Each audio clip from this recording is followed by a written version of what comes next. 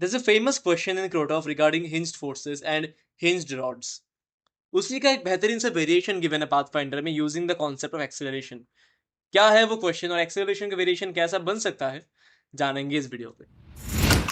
Preview. Hey everyone, welcome back to our channel Faction Olympiads and we are back with another great question from Krotov and from Pathfinder. जो दोनों question काफ़ी similar है. पहला question काफ़ी famous है और दूसरा क्वेश्चन जनरली कोचिंग्स में उतना डिस्कस नहीं होता.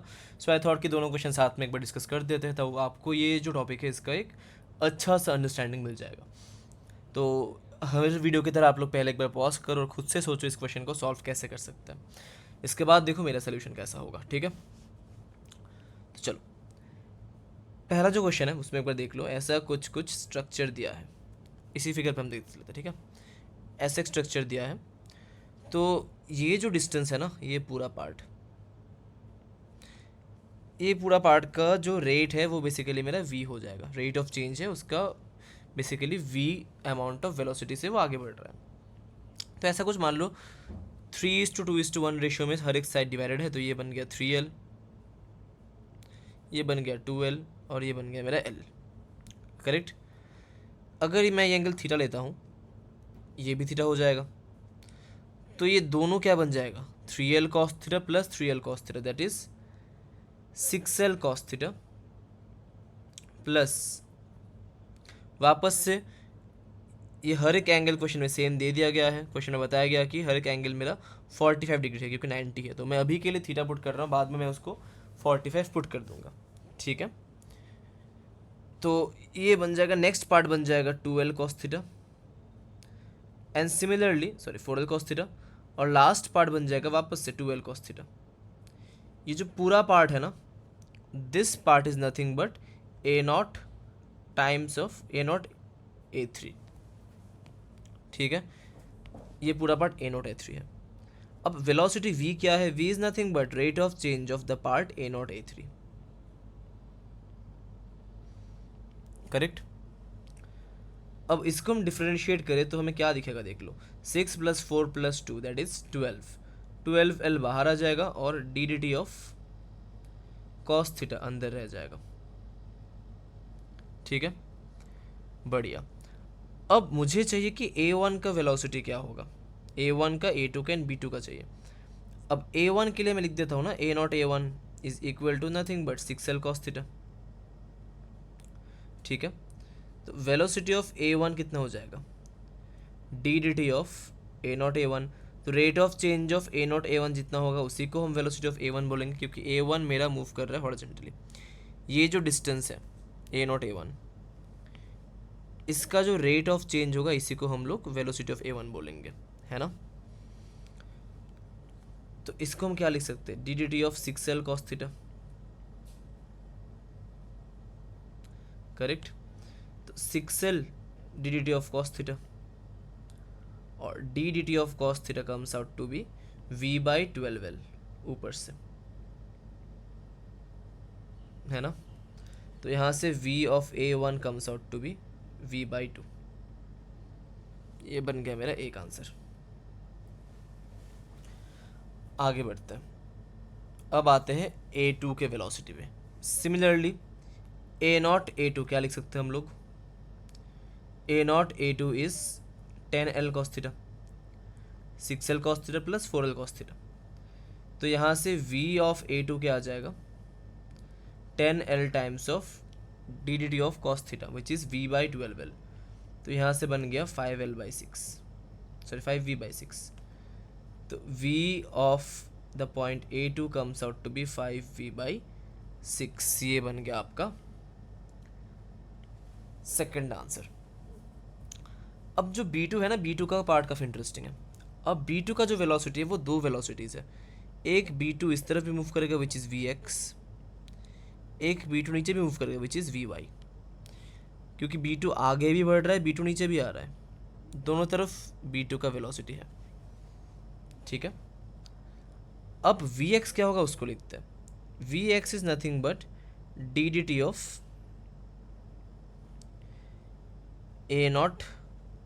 a0 से लेके, मतलब इस वाले लाइन से लेके जो B2 का डिस्टेंस है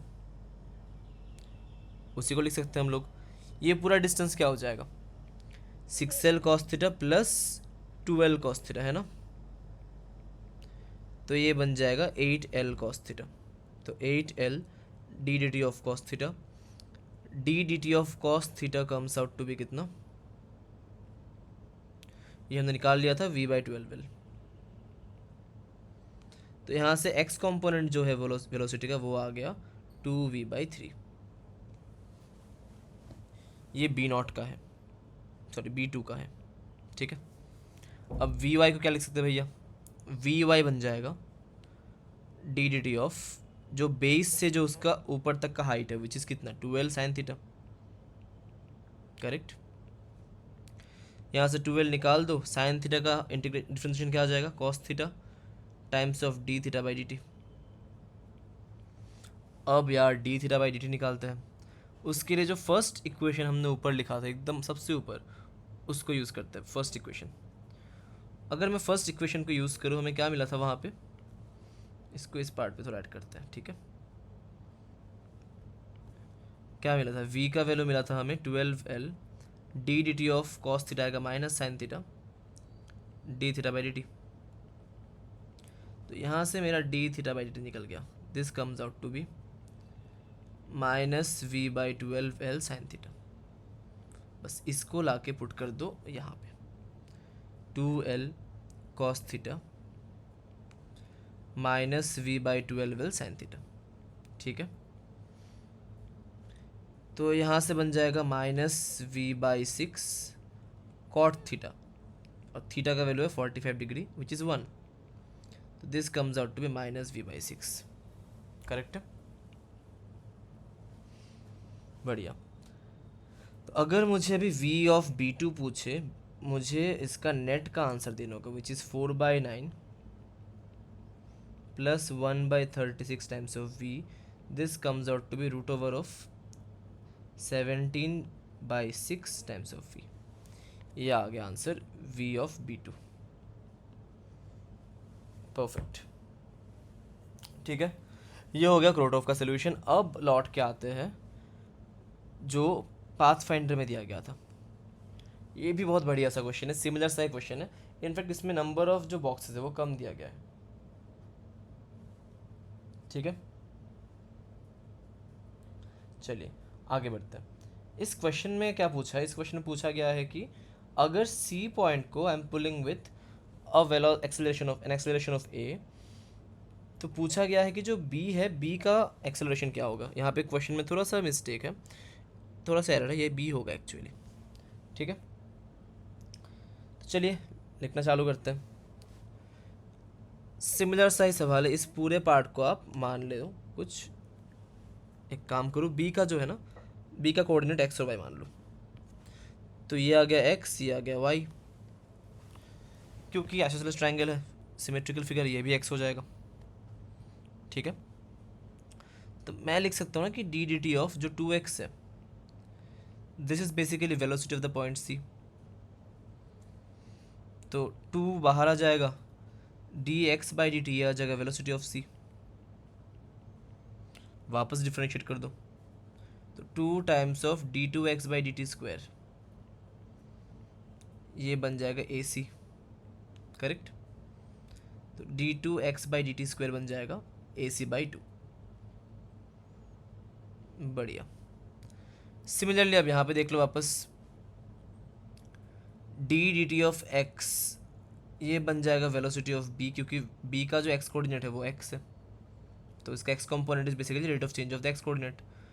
dx/dt को वापस डिफरेंशिएट करो, तो ये बन जाएगा d2x/dt²। तो यहाँ से बन जाएगा एक्सेलरेशन ऑफ bx। आप चाहो तो x को L cos थीटा वगैरह भी लिख सकते हो, या फिर L sin थीटा वगैरह भी लिख सकते हो, वो आपके ऊपर है। मैंने लास्ट वाला क्वेश्चन L cos थीटा लिख के दिखाया था, ये वाला क्वेश्चन आप L sin थीटा लिख के करो तो भी सिमिलर आंसर आएगा। तो मैं थोड़ा डिफरेंट टाइप का दिखा रहा हूँ, x लेके दिखा रहा हूँ मैं आपको, ताकि आपको दोनों अप्रोच याद रहे। d2x/dt² इज AC/2, तो यहाँ से मिल गया b का जो x कंपोनेंट है उसका आंसर, ठीक है। ये आ गया x कंपोनेंट। अब बढ़ते हैं y कंपोनेंट की तरफ, ठीक है। चलो हमें ये भी पता है ना, तो आप अगर सेम चीज़ एक्स ना लिख के एल साइन थीटा लिखते तो वो भी सिमिलर चीज़ ही आपको देता, सिमिलर रिजल्ट ही आपको देता। चलो अभी आगे बढ़ते हैं। अभी मुझे ये भी पता है ना कि जो x square plus y square है वो बेसिकली मेरा लेंथ ऑफ द रॉड है, करेक्ट। आप चाहते तो यहाँ पे y को l cos थीटा लिख सकते थे, अप्रोच सेम रहता। यहाँ से आप डिफ्रेंशिएट करो तो बनेगा 2x dx by D T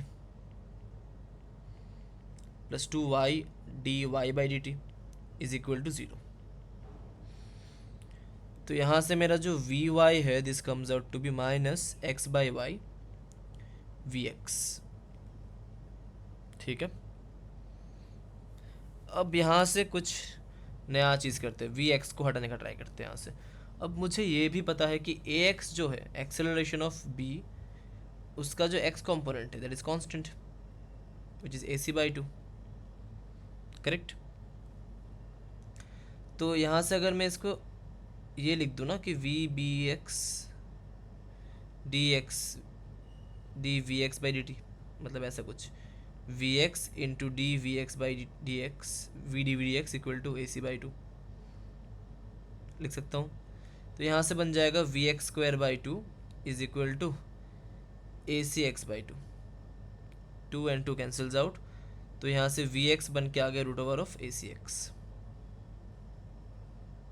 चलो अब इसको डाल दो इधर आके वापस, v y is equal to minus x by y root over of a c x, correct. तो यहाँ से मेरा वी वाई निकल के आ गया minus root over of a c x power 3 by 2 by Y, correct. चलिए अब जैसे ही मुझे वी वाई मिल गया ना, अब मुझे क्या चाहिए, ए वाई चाहिए। तो वापस इसको एक बार डिफ्रेंशिएट कर दो, ए वाई यहाँ से क्या बनेगा देखते हैं एक बार। तो अगर मैं इसको यू वी रूल लगा दूँ, नीचे बन जाएगा वाई स्क्वायर, ऊपर क्या बनेगा देखते हैं, ऊपर माइनस रूट ए सी तो कॉमन रहेगा, ठीक है। रूट ए सी बेसिकली क्वेश्चन पे ए दिया गया है तो इसको बार बार ए सी ना लिख के ए लिख देता है। तो पहले हम लोग वाई को सेम रखेंगे और एक्स पावर 3 बाई 2 को डिफ्रेंशिएट करेंगे, तो ये बन जाएगा 3 by 2 root x d x by D t which is v x, ठीक है। चलिए माइनस, अब यहाँ से वापस मैं अगर देखूँ एक सेकेंड, यहाँ से माइनस को बाहर ही रखो ना तो बेटर है, माइनस को बाहर रख दो, ठीक है, माइनस। अब यहाँ पे मैं वापस root A x power 3 by 2 को सेम रखूँगा और y को डिफ्रेंशिएट करूँगा, तो ये बन जाएगा d y by D t which is v y, ठीक है, ऐसा कुछ बनेगा ये। अब यहाँ पे थोड़ा थोड़ा रिप्लेस करना चालू करते हैं, A Y comes out to be minus of root A times of Y 3 by 2 root X, और वी एक्स का वैल्यू हमने निकाला था root over of A X, correct, plus root A x power 3 by 2, और V Y को हमने निकाला था minus root A x power 3 by 2 by Y whole divided by Y square, ठीक है।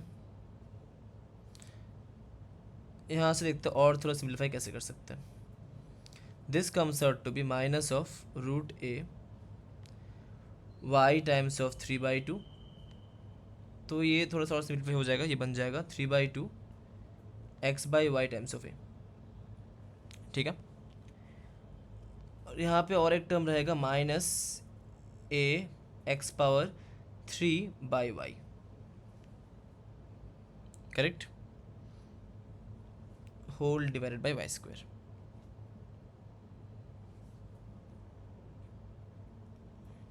आई थिंक ये एक्स वाई ए होगा, एक गलती हुई यहाँ पे, एक्स वाई ए आएगा, ठीक है। आगे बढ़ते हैं। तो ये जो ए वाई आ रहा है ना, ये बेसिकली बी पॉइंट का जो वाई है वो आ रहा है यहाँ पे, वाई कंपोनेंट ऑफ एक्सीलरेशन आ रहा है। तो माइनस कॉमन ले लो तो ये बन जाएगा 3 by 2 x by y a minus A x cube by y cube. तो एक्स बाई वाई अगर आप देखोगे ना उस ट्राइंगल पे, ऊपर के ट्राइंगल पे, x by y is nothing but tan theta, बस पुट कर दो नीचे आके 3/2 a tan theta minus a tan cube theta. तो आपको जो एक्सेलरेशन ऑफ b है ना उसका एक्स कंपोनेंट मिल गया था ऑलरेडी, ac/2 आई कैप। अब y कंपोनेंट में मिल चुका है a times of 3/2 tan theta plus tan cube theta j cap. ये आ गया आपका एक्सेलरेशन ऑफ b का x component as well as y component. बेहतरीन सा सवाल था। एक वेरिएशन जो क्रोटॉफ का था उसमें मैंने वेलोसिटी को इन्वॉल्व किया, दूसरा क्वेश्चन जो पाथ फाइंडर का है उस पर मैंने एक्सेलरेशन वाले पार्ट को इन्वॉल्व किया। दोनों ही अच्छे सवाल है, दोनों ही आप खुद से ट्राई करो। कंस्ट्रेंट के बहुत अच्छे एग्जांपल्स है ये। फर्स्ट पार्ट को मैंने इन टर्म्स ऑफ थीटा कराया, सेकंड पार्ट को मैंने in terms of x y कराया। दोनों अप्रोच सेम है। अगर आपको पहले पार्ट में इन टर्म्स ऑफ एक्स और वाई करना है तो आप लोग इस पूरे डिस्टेंस को एक्स मान लो एंड उसके बेसिस पे बाकी डिस्टेंसेस को लिख दो, ठीक है। ट्राई करके देखो आप इसको। सेकेंड क्वेश्चन में आप एक्स को लिख दो एल साइन थीटा, वाई को लिख दो एल कॉस थीटा। सिमिलर सा अप्रोच आप वापस यूज़ कर लो, आपका आंसर सेम आएगा। इसमें क्रूशियल स्टेप था ये वाला, क्योंकि एक्सेलरेशन कांस्टेंट था तो हम यहाँ पे सिंपल काइनेमेटिक्स वाला फंडा यूज़ करके ये एक्सप्रेशन ला पाए, ठीक है। तो फाइनल आंसर आ गया ये। आई थिंक पाथफाइंडर में एक छोटा सा गलती है, वहाँ पे इसको इन लोगों ने प्लस दिया था, ये माइनस होगा यहाँ पे। और एक गलती जो पाथफाइंडर में दिया था, यहाँ पे ये सी लिखा था, ये बी होगा, ठीक है। चलिए मिलते हैं अगले वीडियो पे। आप बताओ कि आपको पाथफाइंडर का कौन सा क्वेश्चन का सोल्यूशन चाहिए जो आप लोगों ने प्रैक्टिस किया, और जो जो सिलेक्टेड क्वेश्चन में दिए जा रहा हूँ आप इंश्योर करो कि ये सब क्वेश्चन आप सॉल्व कर ही लो। जल्दी मिलते हैं अगले वीडियो पे।